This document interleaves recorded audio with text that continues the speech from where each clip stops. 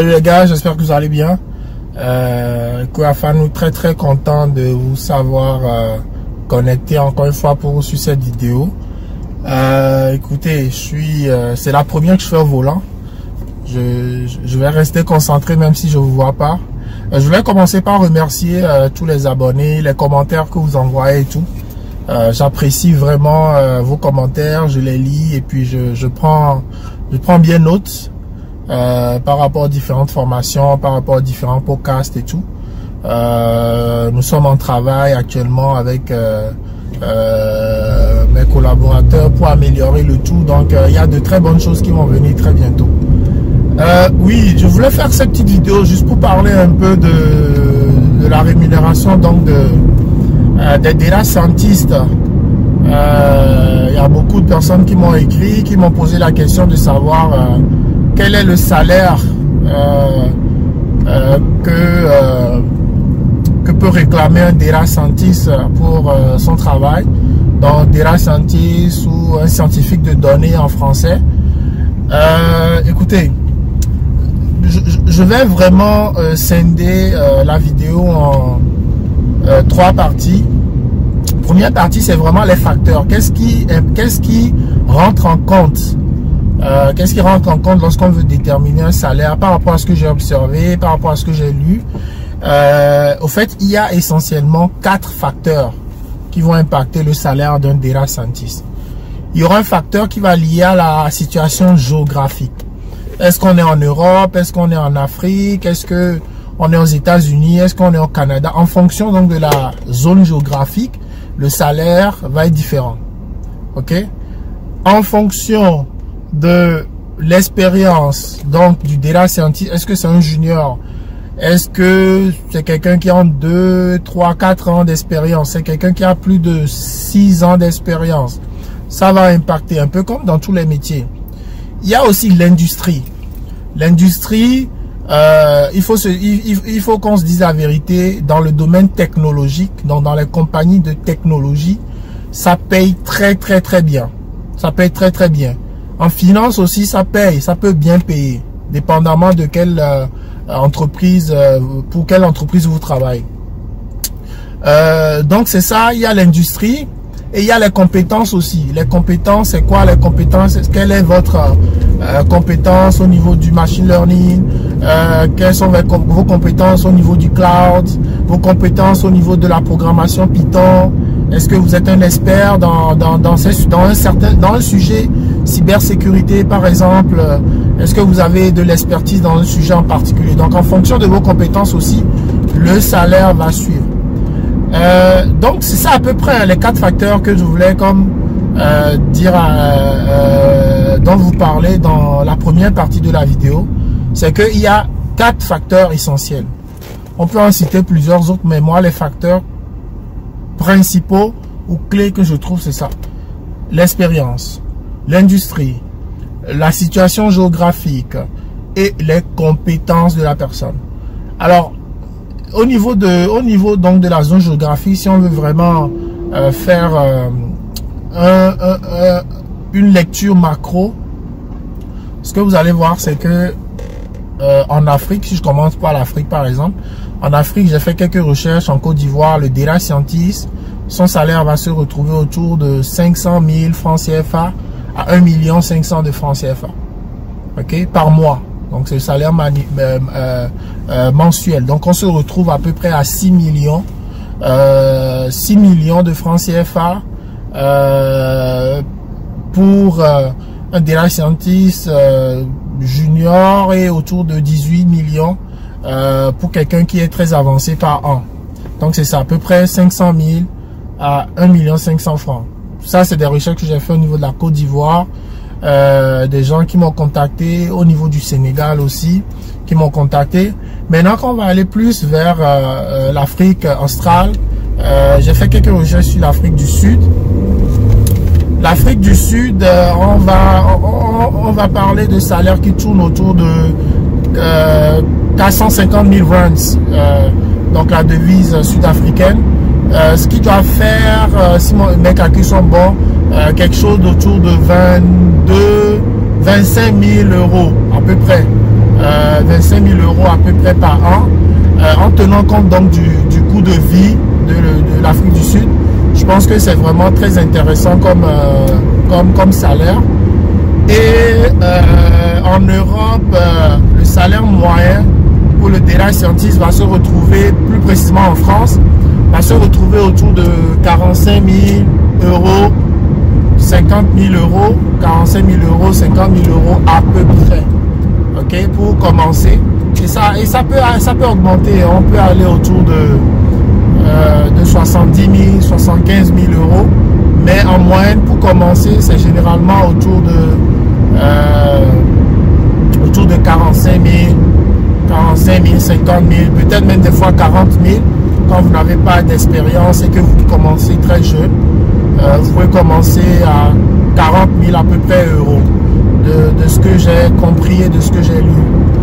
Maintenant, quand on vient chez nous au niveau du Canada, la moyenne se retrouve autour de 79 000 à 85 000 dollars canadiens par an. Ok, donc c'est à peu près la moyenne d'entrée, mais ça monte rapidement en fonction de si vous travaillez pour un Google, vous travaillez pour un Amazon ou pour IBM par exemple, vous pouvez rapidement aller taper les 100 000 dollars canadiens rapidement. Au bout de 2-3 ans d'expérience, ça va très vite. Ok, et la crème sur la crème, c'est les États-Unis. Les États-Unis, là, les salaires sont extrêmes à l'extrême. On parle de salaires qui tournent autour de 120, 130 000 dollars US. Pour les managers, on peut se retrouver à 250 000 dollars US. Pour des managers de grandes équipes en data science. Donc, c'est un peu le portrait au niveau de la rémunération.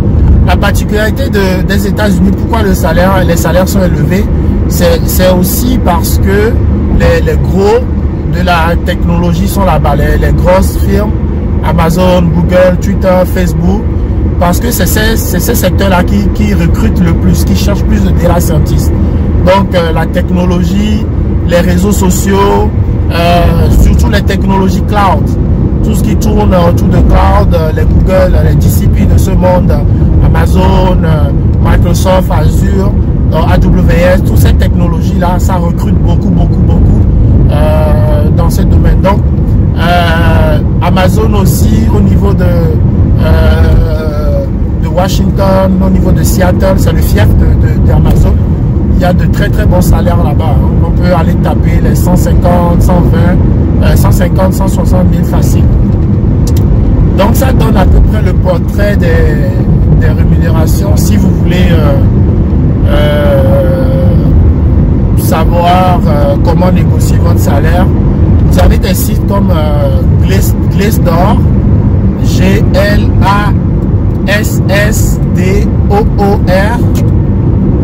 où vous pouvez voir à peu près la tendance au niveau des salaires dans différents métiers. Vous avez aussi le site Payscale.